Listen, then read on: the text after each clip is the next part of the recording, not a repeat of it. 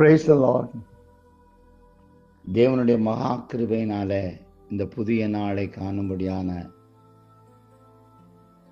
பாக்கியத்தை தேவன் கொடுத்திருக்கிறார். கர்த்தர் நல்லவர், அவர் கிருபை என்றும் உள்ளது. எனக்கு அருமையானவர்களே, இந்த நாளிலும் நம் அனைவருக்கும் வேதத்தில் பிடித்தமான புத்தகம் சங்கீத புத்தகம். தாவீது நம் அனைவருக்கும் விருப்பமானவன். அந்த தாவீது தனது சங்கீத புத்தகத்தில் 34ஆம் அதிகாரத்தில் 8வது வசனத்தில் இப்படியாய் சொல்கின்றான், கர்த்தர் நல்லவர் என்பதை ருசித்து பாருங்கள் என்று சொல்லி, சுவைத்து பாருங்கள் என்று சொல்லி. காரணம், தாவீது தனது வாழ்க்கையில அவன் மந்தையிலே ஆடுகளை மேய்த்ததிலிருந்து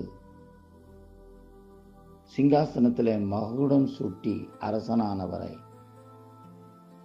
தன் தேவனை ருசி பார்த்தான். தேவனோடு கூட அவனுடைய வாழ்க்கை இணைந்து பயணித்தது.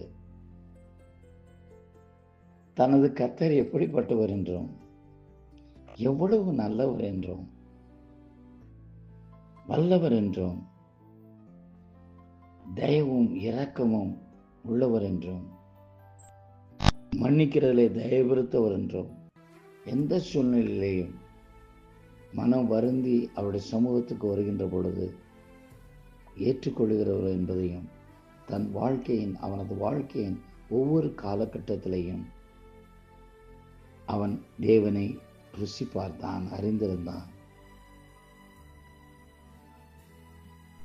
தன் தேவனை பார்த்து பார்த்து, தன் தேவனிடத்திலே பேசி பேசி, தன் தேவனிடத்திலே அவருடைய சத்தத்தை கேட்டு கேட்டு, எல்லாவற்றையும் சொல்லி சொல்லி ஒரு நெருங்கிய உறவை அவன் வளர்த்து கொண்டபடியினால்தான்,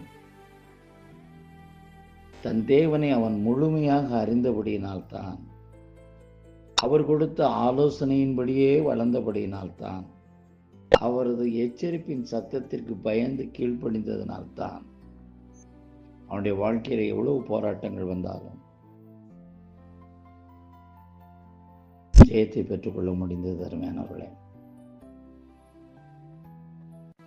எனவேதான் தனது கர்த்தர் யார் என்பதை அவன் அறிந்து உணர்ந்து அனுபவித்ததனால அவன் ருசித்ததான அந்த சந்தோஷத்தை, அந்த மகிமையை, அந்த அனுபவத்தை மற்றவர்களும் அறிந்து கொள்ள வேண்டும் என்றுதான் 34ஆம் சங்கீதத்தில் 8வது வசனத்தில் இப்படியாய் அவன் சொல்கின்றான், கர்த்தர் நல்லவர் என்பதை ருசித்து பாருங்கள், சுவைத்து பாருங்கள் என்று சொல்லி.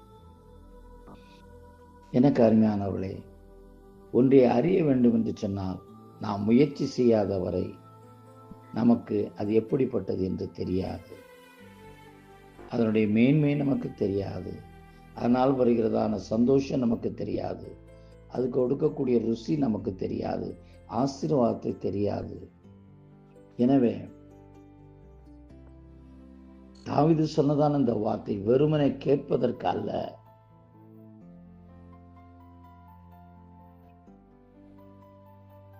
அதை நாமும் ருசிக்க வேண்டும். எனவே இந்த நாளிலிருந்து இதுவரை தேவனோடு கூட ஒரு சரியான உறவோ அல்லது நெருங்கிய உறவோ இல்லாமல் இருந்தால், தாவீதை போல இன்றிலிருந்து தேவனிடம் பேசுவோம். தேவன் சொல்வதை மாத்திரம் கேட்போம். தேவனோடு கூட அவருடைய பிரசன்னத்தில் நாம் நேரத்தை செலவழிப்போம். அப்பொழுது அவருடைய வார்த்தை நமக்கு ஆசீர்வாதத்தையும் ஆனந்தத்தையும், அவர் எவ்வளவு நல்லவர் என்பதையும் தாவீதை போல நாம் உணர முடியும். எனவே தாவீது உணர்ந்ததை நமக்கு கொடுத்ததை போல நீயும் உணர முடியும். நீ உணர்ந்ததான உண்மையை உலகத்திற்கு தாவீதை போல சொல்ல முடியும்.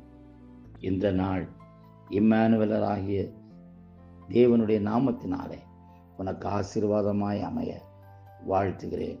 God bless you.